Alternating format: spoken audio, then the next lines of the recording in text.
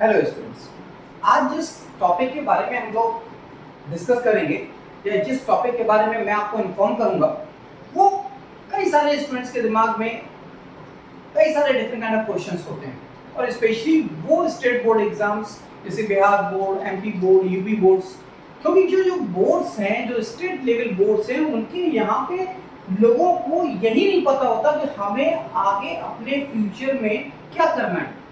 अगर हमें इंजीनियर बनना है तो किस सब्जेक्ट को लेकर के हमें प्रिपरेशन करनी चाहिए, किस पर्टिकुलर सब्जेक्ट को फोकस करना चाहिए। अगर हमें डॉक्टर बनना है तो किस क्लास से हमें प्रिपरेशन की रिक्वायरमेंट है, हमें किस पर्टिकुलर टॉपिक को, किस सब्जेक्ट को फोकस करना चाहिए जिससे हमारे एम को, गोल को अचीव करने में कम से कम समय में हम उस पर्टिकुलर पार्ट को गेन करें। इसी टॉपिक से हम लोग आज डिस्कस करेंगे। कई सारे क्वेश्चंस हमसे, because I have lots of experience in this coaching field and I taught the so many more than 12 states in India as well as in the Nepal also.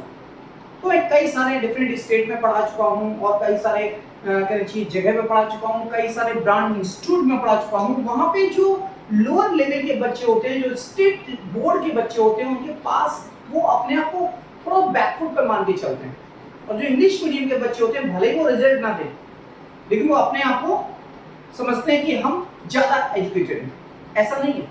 जो गांव देहात के बच्चे होते हैं, जो हिंदी मीडियम के बच्चे होते हैं, उनके अंदर लेबर करने की टेंडेंसी बहुत ज्यादा होती है। वो मेहनत बहुत करते हैं, वो ऑनेस्ट बहुत होते हैं अपने फ्यूचर के लिए, अपने लिए, पेरेंट्स के लिए और टीचर के लिए।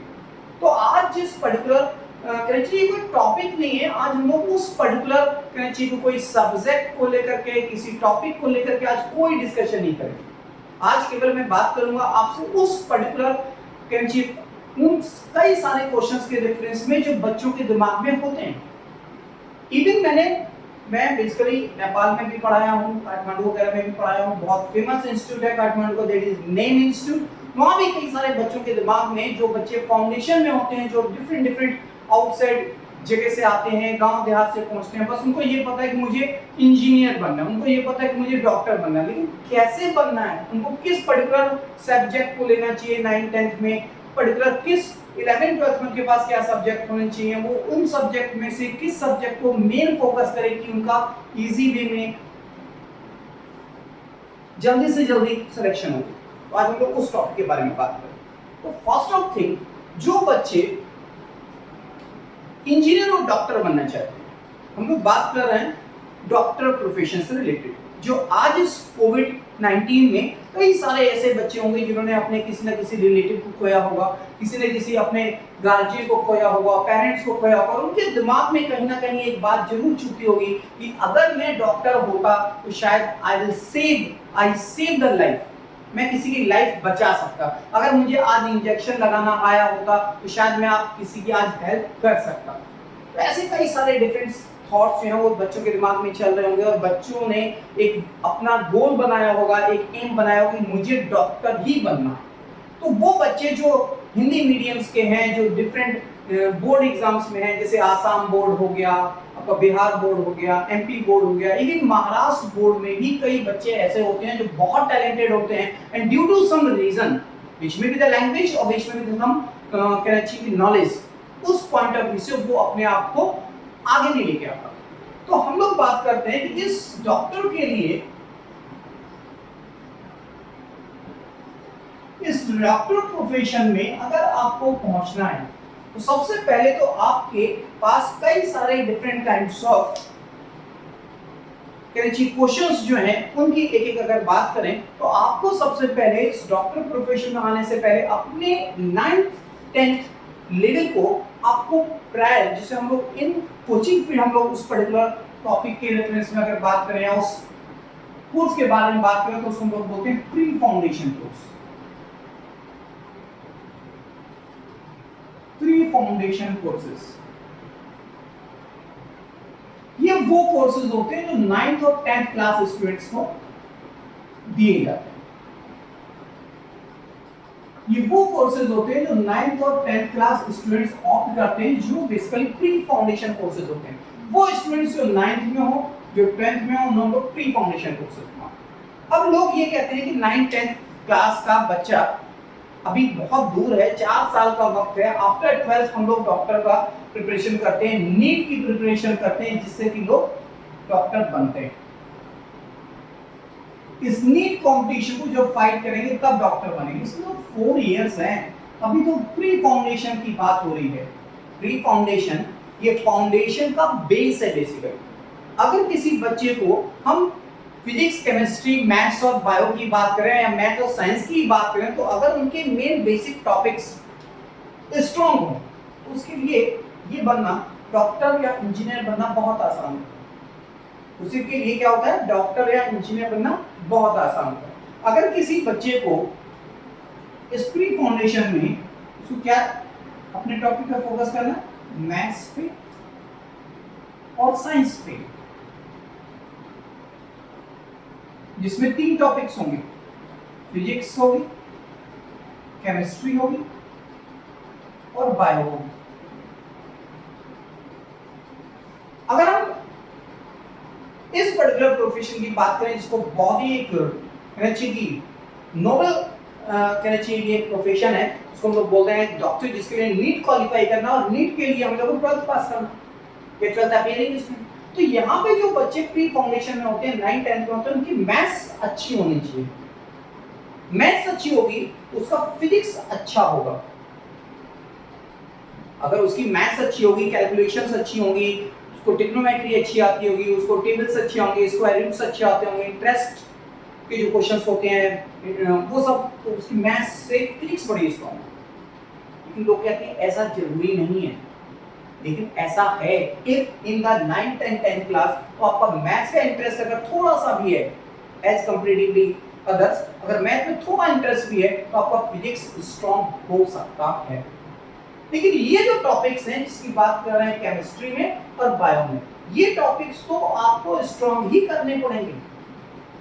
चलिए स्ट्रॉन्गेस्ट टॉपिक क्यों? क्योंकि इस केमिस्ट्री और इस बायो की बेसिस पे आप नीट क्वालिफाई इनके बिना नहीं कर सकते। मैं ये नहीं कह रहा हूं कि इसके बिना कर सकते हैं, ऐसा मैंने नहीं कहा। मैं ये कह रहा हूं कि इन टॉपिक को हमें बहुत अच्छे से 9th-10th में ही फोकस करना चाहिए, even together with this maths and physics also. हमें यहाँ पे इलॉबरेटेड नहीं करना है, हमें यहाँ पे वो पर्टिकुलर टॉपिक जो हमने यहाँ पढ़ा है उनके बारे में, उनके बेसिक्स पता होने चाहिए। इन सारे टॉपिक्स के हमें क्या पता होने चाहिए, बेसिक। अगर हम यहाँ इस केमिस्ट्री की बात करें तो केमिस्ट्री में आपको अगर मूल कंसेप्ट नहीं पता, मूल कंसेप्ट नहीं पता, तो आप 11th क्लास में जाकर के क्या करोगे? 11th में पहुंचेंगे तो टीचर क्या करेगा, मोल कंसेप्ट के क्वेश्चंस शुरू कर देगा, और आपको यही नहीं पता what is the number of moles, what is meaning of moles, आपको यही नहीं पता कि गैस लॉ क्या होता है, आपको यही नहीं पता कि एटॉमिक नंबर और एटॉमिक मास में डिफरेंस क्या होता है। इनको हम लोग कह सकते हैं बेसिक। तो आप 9th और 10th क्लास से ही अपने एम को फाइंड आउट करके रखें। आज का जो टाइम है जो बहुत कॉम्पिटिटिव है, इवन जो बच्चे गांव देहात से आते हैं, अब हर बच्चे के पास, उनको ये नहीं कहना चाहिए कि वो बच्चे बहुत टैलेंटेड नहीं होते, ये गलत है। वो बच्चे एज कंपैरेटिवली शहर के ज्यादा टैलेंटेड होते हैं, उनके पास चीजें होती हैं, कमी होती है किसकी, संसाधनों की। उनके पास चीजें होती हैं किसकी, स्मार्टफोन की रिक्वायरमेंट उनकी है, उनके पास स्मार्टफोन नहीं। उनके पास घर में एक टीवी है तो उनके पास कंप्यूटर्स नहीं, इन चीजों की कमी होती है। लेकिन अगर ये सारी चीजें उस बच्चे के पास हैं और उस बच्चे के अंदर अगर जुनून है, पैशन है, तो सारी चीजें कंप्लीट इजी कर सकता है। तो 9th क्लास 10th क्लास के बच्चों को क्या करना चाहिए, पहले अपने मैथ्स पे, फिजिक्स, केमिस्ट्री और बायो के जो बेसिक कांसेप्ट्स हैं उनको स्ट्रॉन्ग करना चाहिए। अगर वो स्ट्रॉन्ग है तो definitely when he will move in 11th and 12th class, when it will be move and 11th and 12th class, जब वो 11th क्लास में मूव करते हैं, then we will enter inside the foundation batches। तो वो किस पे join हो जाते हैं, फाउंडेशन बैचेस में ज्वाइन हो जाते हैं। और वहां पे क्या होता है, वहां पे फिर फाउंडेशन कोर्सेज में पहले आएगा 11th and then will be the 12th। ये जो 11th और 12th है ये 11th और 12th क्लास स्टूडेंट्स जो होते हैं वो डॉक्टर या इंजीनियरिंग की प्रिपरेशन के लिए एलिजिबल होते हैं, 12th क्लास वाले स्टूडेंट। यहाँ पे हम लोग बात कर रहे हैं कि इस पर्टिकुलर फाउंडेशन में जब बच्चा फाउंडेशन बैच में पहुंचता है तो यहाँ पे उसकी रिक्वायरमेंट मैथ की नहीं होती, और यहाँ पे जो सब्जेक्ट्स होते हैं वो बेसिकली साइंस में या पर्टिकुलर मेडिकल के स्टूडेंट्स, वो पर्टिकुलर मेडिकल के बच्चे जो यहाँ पे पीसीबी ऑप्ट करते हैं, फिजिक्स केमिस्ट्री और बायो, ये बच्चे ही आगे चल के नीट एग्जाम में अपीयर हो सकते हैं। किसमें अपीयर हो सकते हैं? नीट एग्जाम में। किसमें? नीट एग्जाम में, जिसे हम लोग बोलते हैं नेशनल एलिजिबिलिटी एग्जामिनेशन टेस्ट। ये जो नीट एग्जाम है, बेसिकली इस नीट एग्जाम में आपके लिए मिनिमम आपको फिजिक्स केमिस्ट्री और बायो की नॉलेज होना बहुत जरूरी है। अब आप क्या करेंगे, जब आपने 9th क्लियर किया, आपके बेसिक्स अगर क्लियर है तो यहाँ पे वही same topic, most of the topic of the 9th and 10th class, it will be elaborated. जैसे मान लो वहां पे आपने फ्लावर डिस्कस किया था, आपके यहाँ सिलेबस में फ्लावर था आई थिंक 9th में, और अगर आप 9th की बात करें, 10th की बात करें तो 10th में आईसीएसई बोर्ड के अंदर पहला टॉपिक है जिसको हम लोग बात करते हैं जेनेटिक, जिसमें क्रोमोसोम्स के बारे में बात करते हैं, कलर ब्लाइंडनेस के क्वेश्चंस आते हैं, वहाँ क्रोमोसोम्स के बारे में पता है बच्चों, लेकिन हमारे यूपी बोर्ड के बच्चों को नहीं पता था। तो आप क्या करेंगे, उन पर्टिकुलर टॉपिक्स को जो वहाँ पे आपने 9th में पढ़ा, यहाँ पे इलैबोरेटेड फॉर्म में पढ़ना, तो आपकी नॉलेज क्या हो जाएगी? बहुत ज्यादा। जब नॉलेज आपकी बढ़ गई तो आपको यहाँ पे एक और काम करना है, together with physics chemistry bio के पढ़ने के अलावा, जो बच्चे नॉर्मली नहीं करते हैं, फाउंडेशन कोर्सेज के बच्चे भी उसको अप्लाई नहीं करते। सबसे पहले आप क्या करेंगे, सबसे पहले तो आप फिजिक्स केमिस्ट्री बायो को एवरी वीक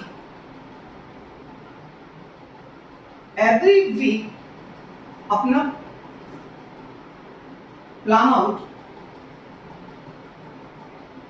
आउट द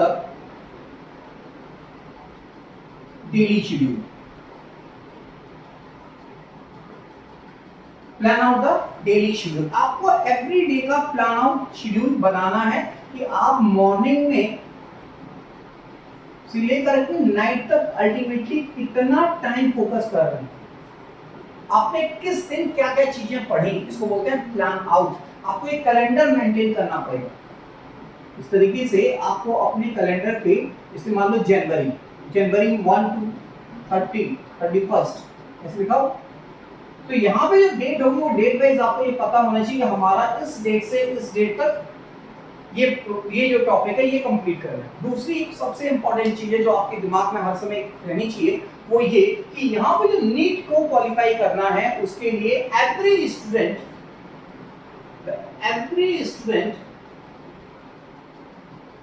के पास केवल 700 डेज होते हैं,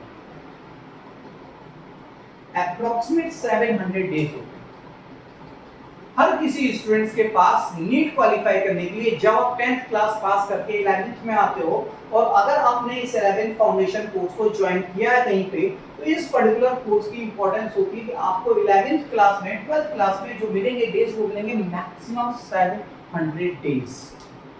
इन 700 डेज में आपको 11th भी करना और 12th भी करना। तो ये जो 11th में आपका जो टॉपिक होगा, ये जो नीट एग्जाम है, यहाँ पे जो बुक्स आपको प्रेफर करनी है वो है एनसीईआरटी की।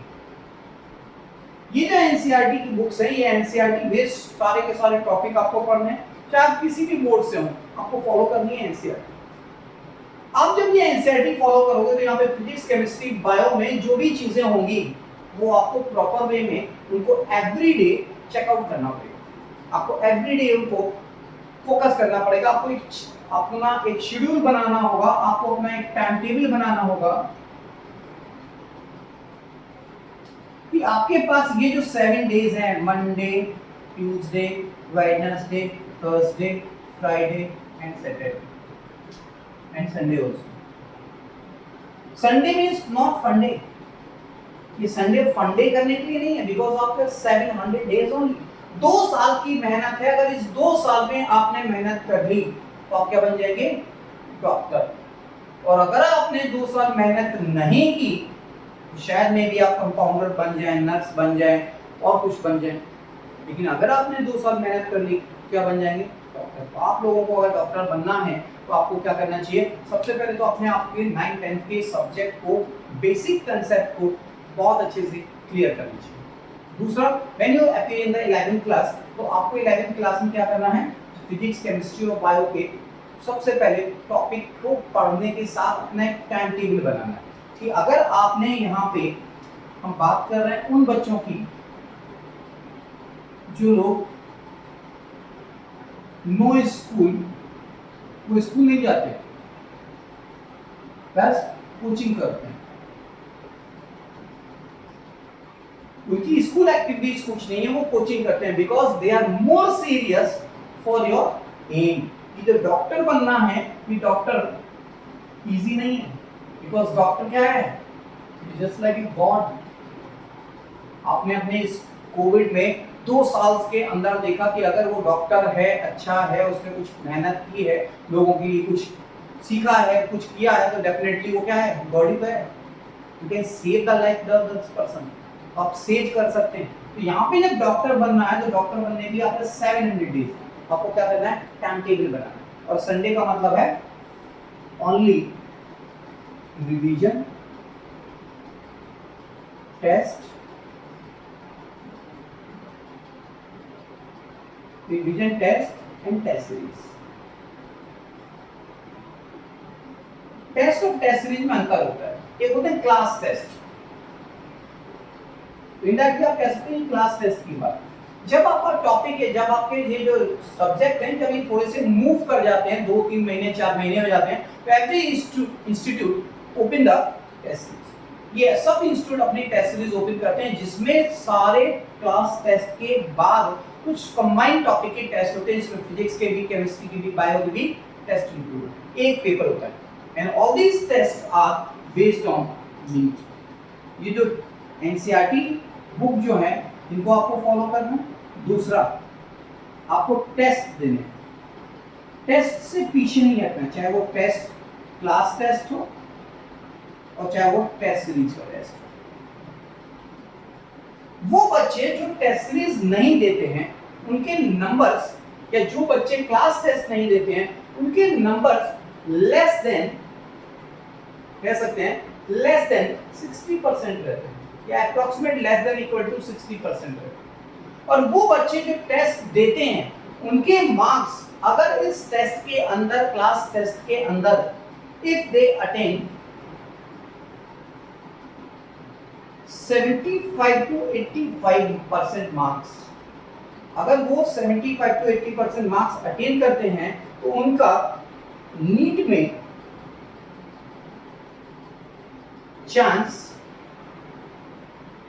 अच्छा होता है, मतलब उसमें नीट के अंदर उनके सिलेक्शन के चांस अच्छे होते हैं। ये नहीं कह रहा कि हो जाएगा, इट इज नॉट नेसेसरी, ये कई सारी चीजों के ऊपर भी डिपेंड करता है।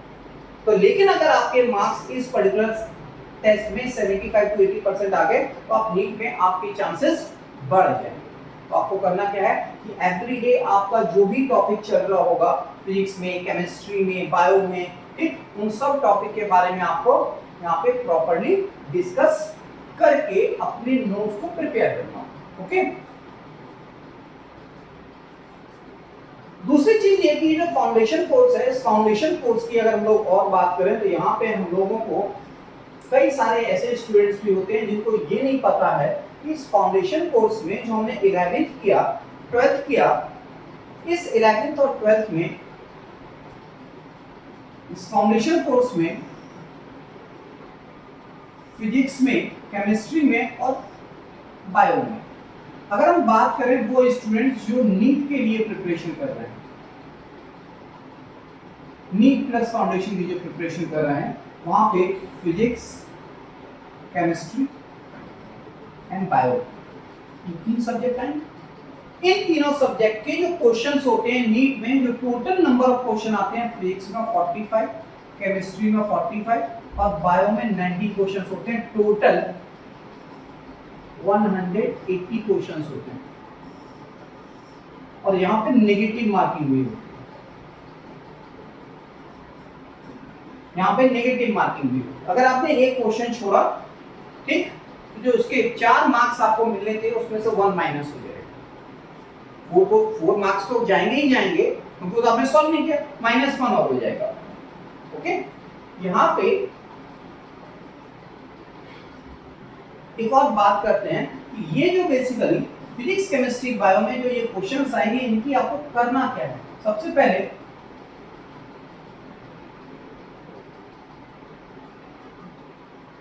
यहाँ पे डिस्कस करते हैं।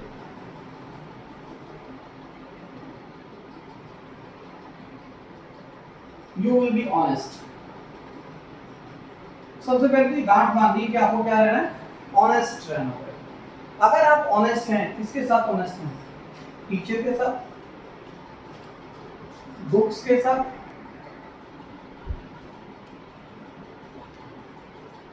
you will be honest for teacher, books, parents as well as friends also। अगर आप इन सब लोगों के साथ ऑनेस्ट हैं, टीचर के साथ ऑनेस्ट हैं, जैसे कि मान लीजिए टीचर ने कोई आपको एक्सप्लेन किया, कोई टॉपिक एक्सप्लेन किया, तो वो आपको समझ में नहीं आया, तो आपने बोल दिया नहीं सर आ गया, तो अल्टीमेटली टीचर क्या हो जाएगा, मेंटली फ्री, कि बच्चों को समझ में आ गया। जब वो नेक्स्ट टाइम टेस्ट पेपर बनाएगा तो उसमें वो सेम टॉपिक को भी डिस्कस करेगा जो उसने वहां पे लिखा है, तो अल्टीमेटली क्या होगा कि आपको क्वेश्चन को अटेम्प्ट नहीं कर पाएंगे, क्योंकि आपने वहां क्या बोला था, झूठ बोला था। तो आपको ऑनेस्ट रहना पड़ेगा टीचर के साथ। नहीं समझना है तो आप बोल दिए कि नहीं समझना है, टीचर फिर आपको रिवाइज करके बताएगा, फिर आपको न्यू टेक्निक से उस क्वेश्चन को सॉल्व करेगा, उस टॉपिक को एक्सप्लेन करेगा। बुक्स के साथ ऑनेस्ट रहना। बुक के साथ ऑनेस्ट रहने का मतलब ये है कि आपको जो बुक्स गेन करनी है, not lots of book, only the one book, one teacher. इनके अलावा एक और चीज है, मेरे one notes. Most of the students क्या करते हैं, नोट्स कई सारे डिफरेंट काइंड ऑफ नोट्स को ले लेते हैं, इस कोचिंग का भी, उस कोचिंग का भी, इस बुक से भी पढ़ेंगे, उस बुक से भी पढ़ेंगे, दिल्ली वाली कोचिंग का भी पढ़ेंगे, बॉम्बे वाली कोचिंग का भी पढ़ेंगे। नो नीड, कोई जरूरत नहीं है। अगर आप किसी भी पर्टिकुलर टेस्ट पेपर को सॉल्व करते हो, आप किसी भी पर्टिकुलर टेस्ट पेपर को सॉल्व करते हो, आपके 90% मार्क्स आ रहे हैं, 80 to 90% मार्क्स आ रहे हैं, इट मींस कि आपकी जो करेक्शन की जो प्रिपरेशन है वो अच्छी है। बेस्ट मैंने नहीं कहा, मैंने कहा अच्छी है। आपकी वो प्रिपरेशन इतनी अच्छी है कि आप अगर टेस्ट पेपर किसी भी पर्टिकुलर टेस्ट सीरीज के पेपर में अपीयर होंगे तो यू विल गेट द 80 और 90% मार्क्स।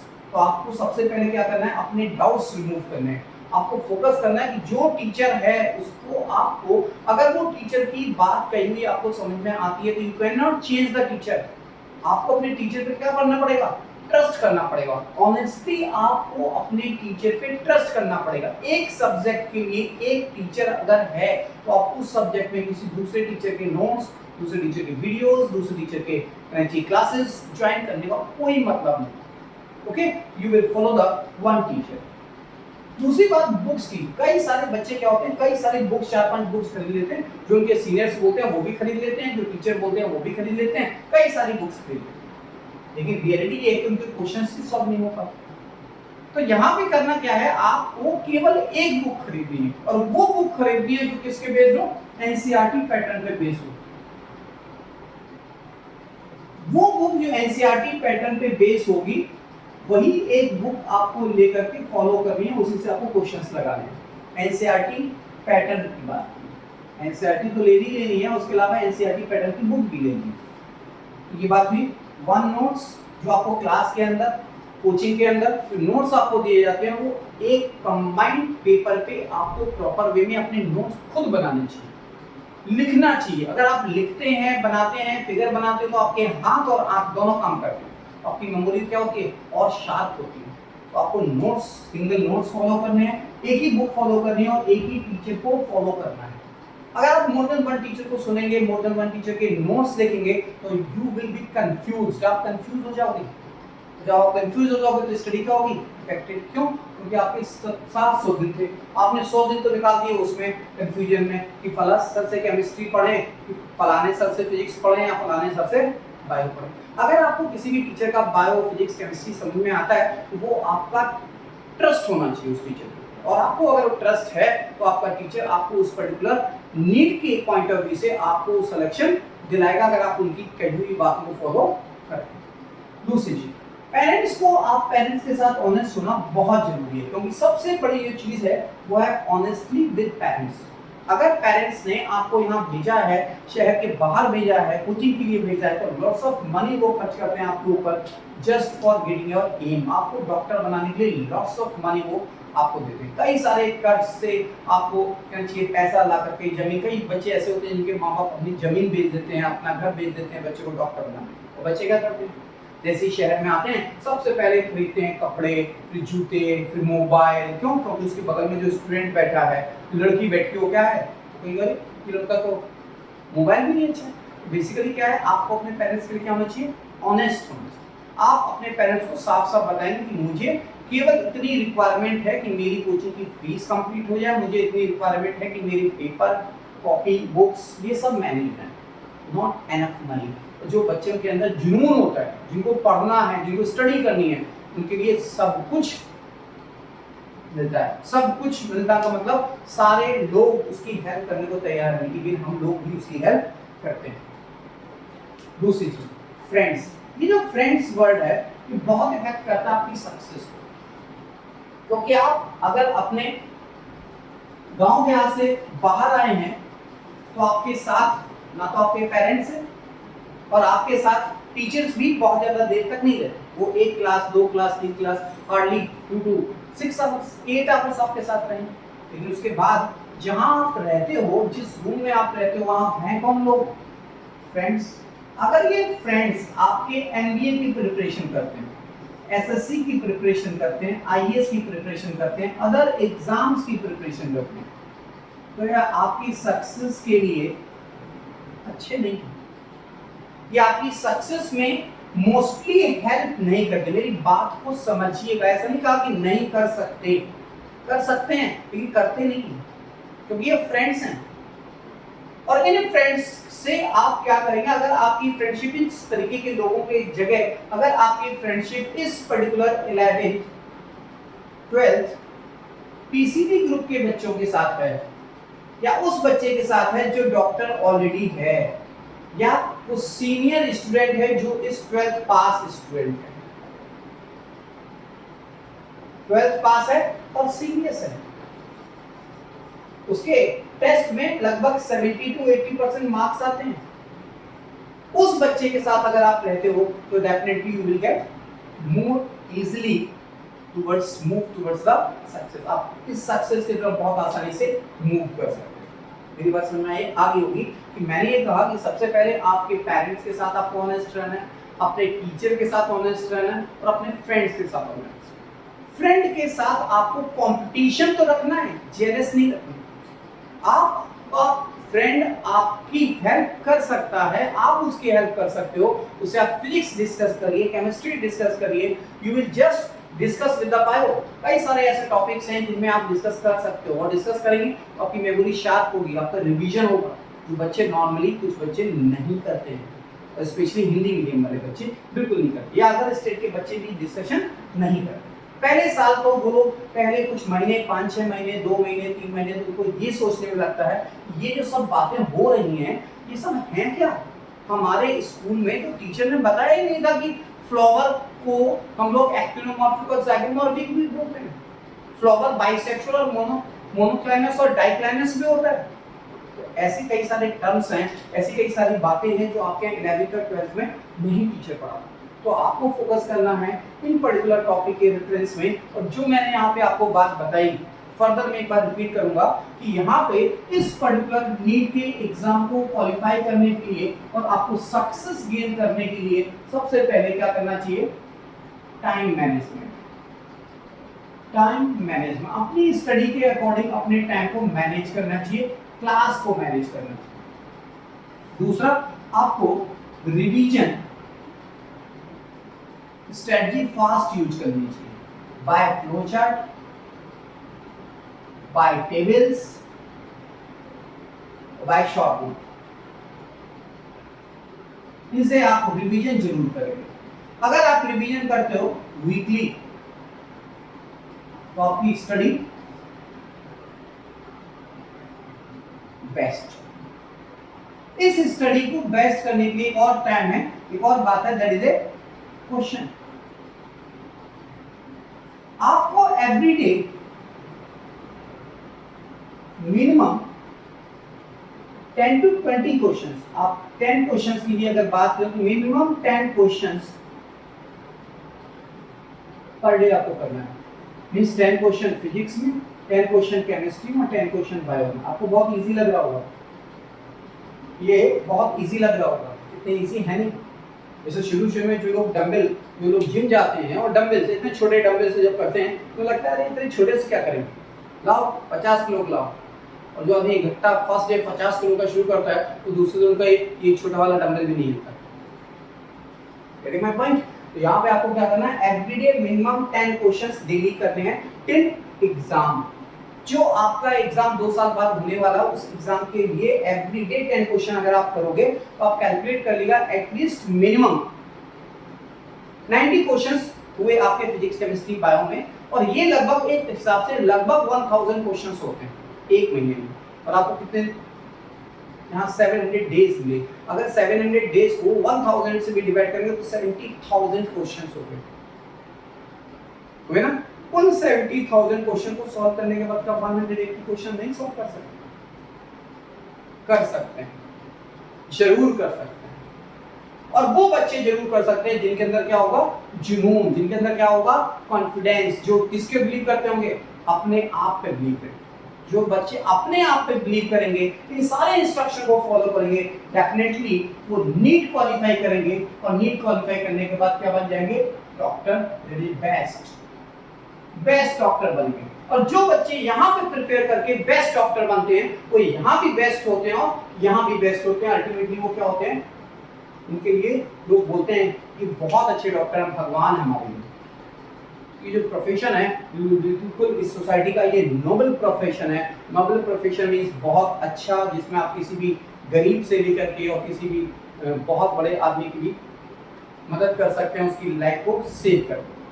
तो आपको करना क्या है, मेरे इस वीडियो चैनल्स को लाइक सब्सक्राइब करना है। और एक बार, 2 बार, 3 बार जब भी आपको लगे इस वीडियोस को देखना है, सुनना है। और जो भी आपकी क्वेरीज है आप कमेंट्स बॉक्स में उसके क्वेश्चंस को लिख करके आप मुझे डायरेक्ट फोन करके आप मुझसे उस चीज़ों के बारे में डिस्कस कर सकते हैं। Okay, thank you. फिर कुछ न्यू थॉट्स के साथ, न्यू विजन के साथ नेक्स्ट कमिंग वीडियोस में हम लोग फिर एक बार दोबारा मिलते हैं। Okay, thank you.